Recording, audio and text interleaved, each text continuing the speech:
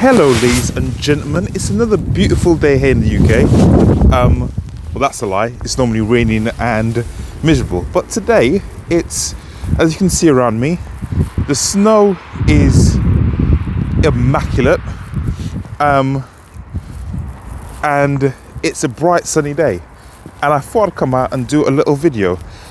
We really rarely get snow out in the UK at the moment because of global warming and everything else. But everyone's got their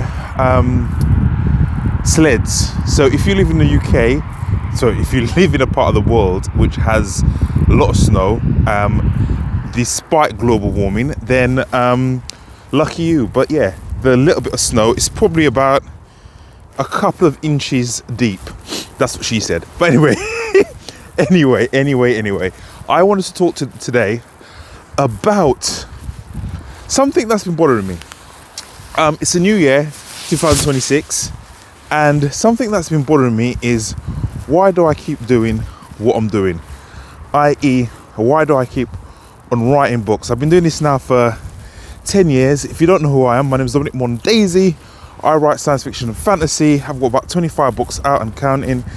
Some self-published, some traditionally published, be that audio form or complete audio paperback and ebook format. And I've had some ups, some downs, but not as much success as you'd expect from someone doing this for 10 years. Now, when actually I've got to stop myself there. I've had good success. I've had almost like if I was to equate it in a normal 9 to 5, almost like middle management material.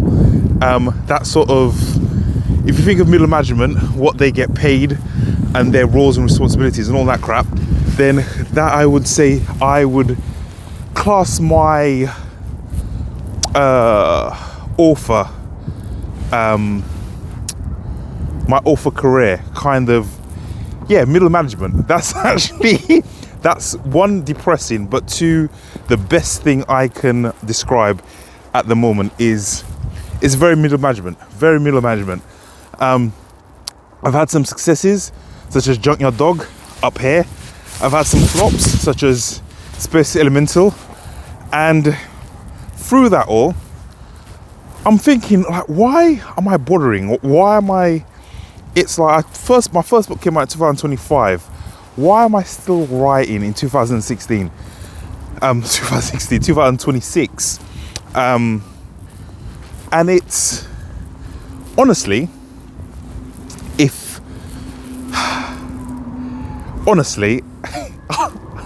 part of me doesn't know, because it's what I've always done. That's the only chance. It's what I've always done. And now that sounds like the stages of lunacy.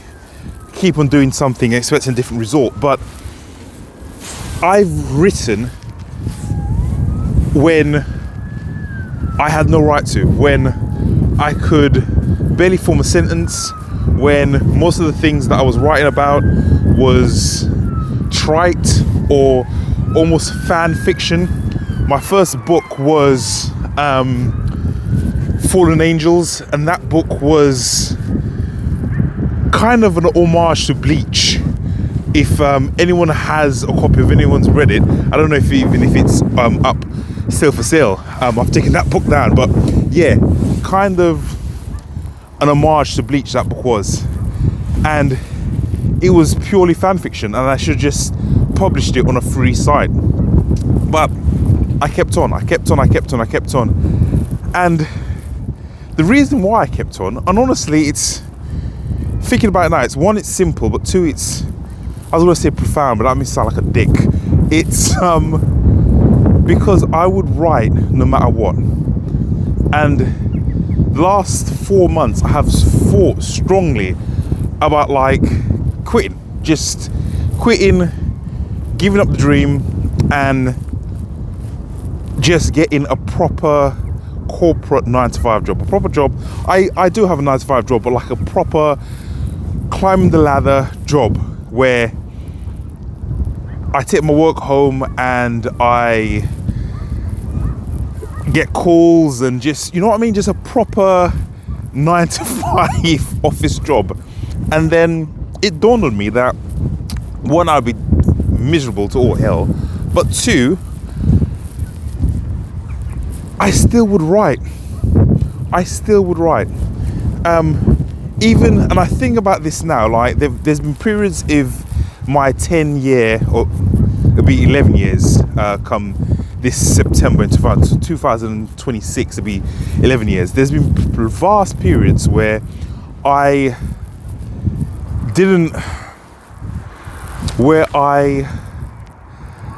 kept on writing and I was making nothing, and I was a self-published author,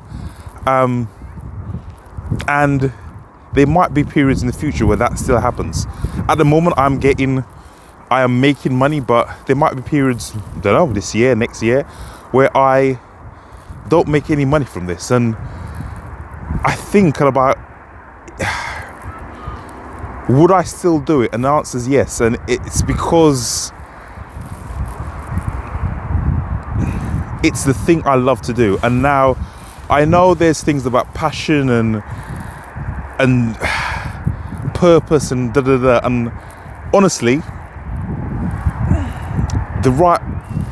being an author feels like a calling, feels like I need to do it.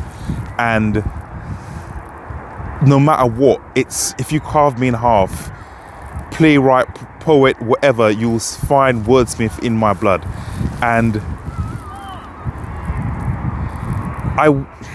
for a long time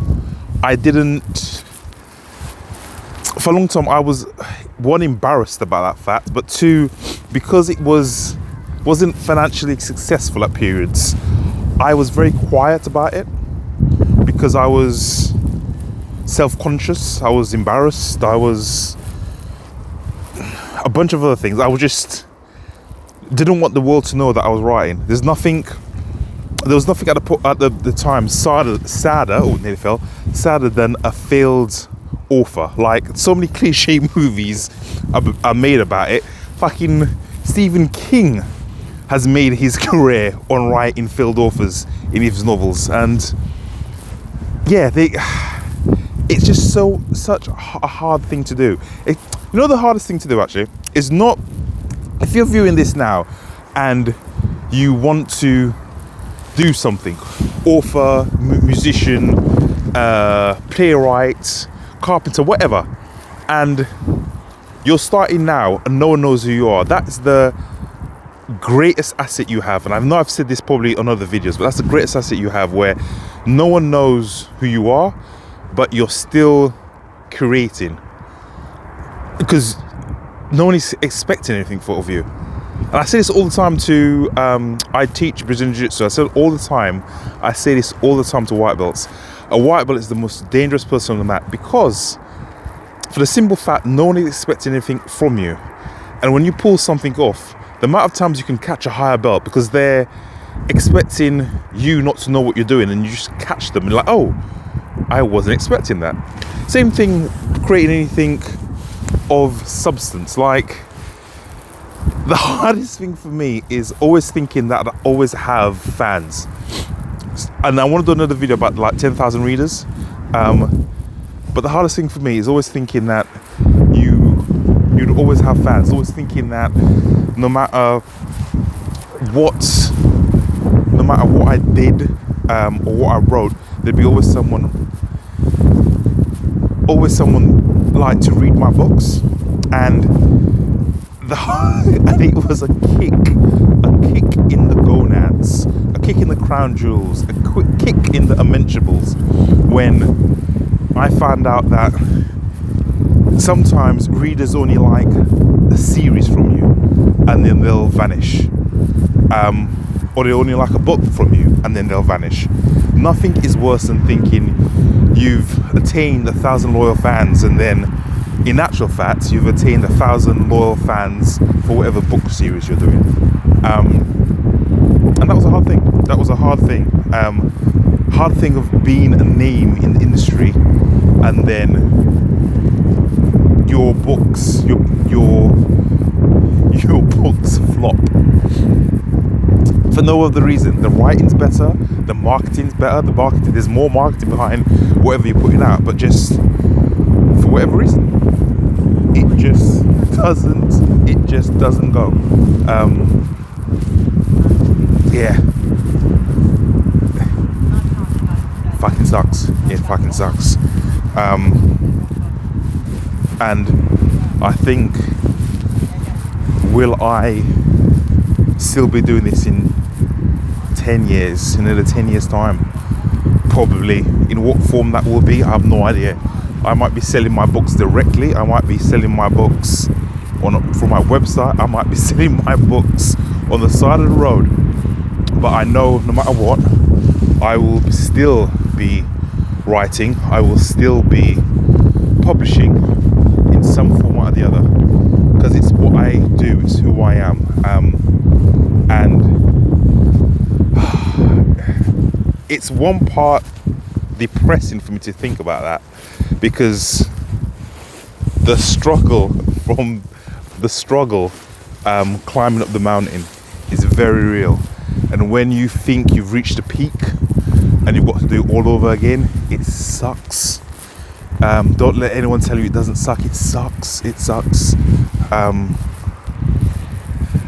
But if you're passionate about something and you do it for free, keep on doing it.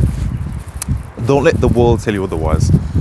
And I think that was part of the reason why I again wanted to quit, because the world was telling me that you shouldn't enjoy doing something just for the sake of doing it. There should be a monetary value. There should be some reason why you need to do it. And annoying as that sounds,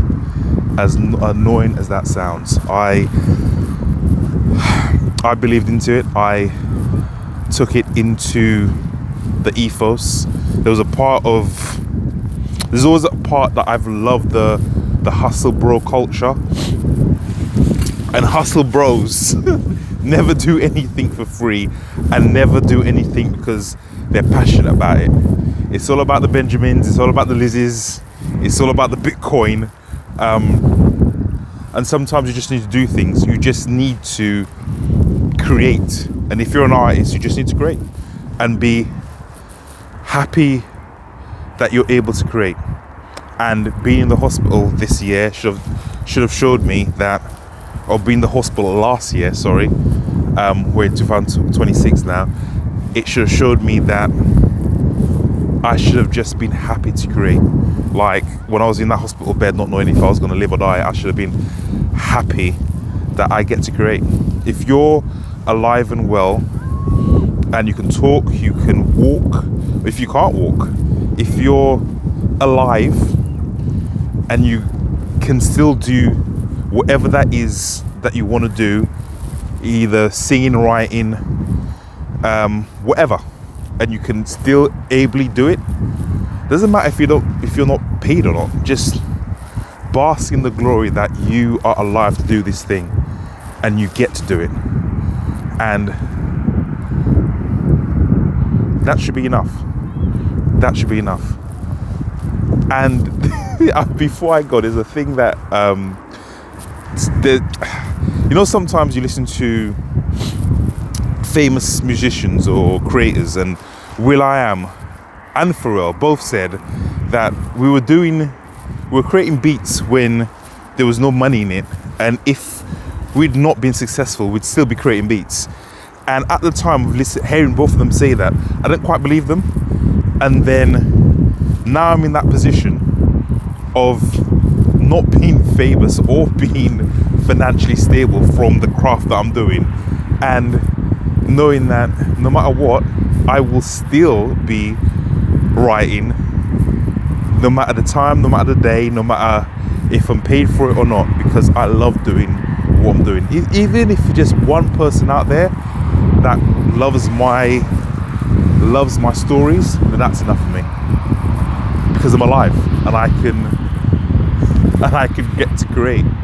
And today is a beautiful day and life is beautiful, and that's all that should matter. Anyway, I'm off. I'm freezing. I will speak to you good people soon. Love you lots. Mwah. We out. Oh, and one more thing. Like and subscribe, comment, engage, whatever. Whatever. Buy my books. My name's Donny Mondesi. Now we're out.